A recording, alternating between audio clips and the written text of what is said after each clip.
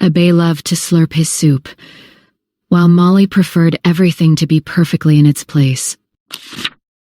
One sunny afternoon, their parents decided it was time for a manners makeover at Grandma Rose's house. Grandma Rose was famous for her perfectly set tables and even more perfect manners. "Oh dear," exclaimed Grandma Rose, as Abey reached across the table for the bread, nearly knocking over Molly's water glass. "We need to start with elbows off the table."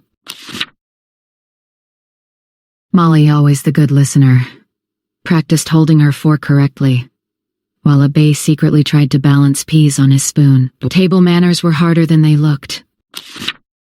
Grandma Rose taught them to chew with their mouths closed and explained why it was important to say please and thank you.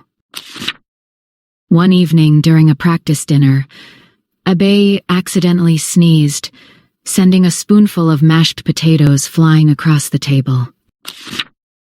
Molly giggled, but Grandma Rose reminded them, "Bless you, Abey, and remember to cover your mouth next time." They learned that using please and thank you made everyone feel appreciated, and that good manners were about more than just rules.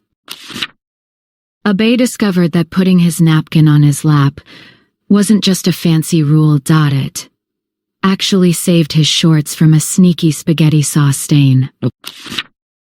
Molly realized that waiting for everyone to be served before starting was a nice way to show respect and make mealtime more enjoyable for everyone. They even learned how to properly excuse themselves from the table, which came in handy when Abey had a sudden urge to show Grandma Rose his amazing yo tricks. Grandma Rose showed them how to fold their napkins neatly after the meal, turning it into a fun origami project. By the end of the week, Abey and Molly were practically etiquette experts, although Abey still had a slight fondness for slurping the last bit of his milkshake. One evening, they decided to host their own manners dinner for their parents, complete with place cards and a 3-course meal. Their parents were amazed. Abey didn't reach across the table once, and Molly complimented the chef. That was Abey on his delicious spaghetti. But the biggest surprise of all, Abey politely asked for seconds of vegetables. Even Molly was impressed. As they cleared the table, Abey and Molly realized that good manners weren't just about fancy forks and napkins. They were about being kind, respectful, and making everyone feel comfortable and happy at the table. And sometimes even a little bit of milkshake slurping could be forgiven, as long as you said, "Excuse me," with a smile.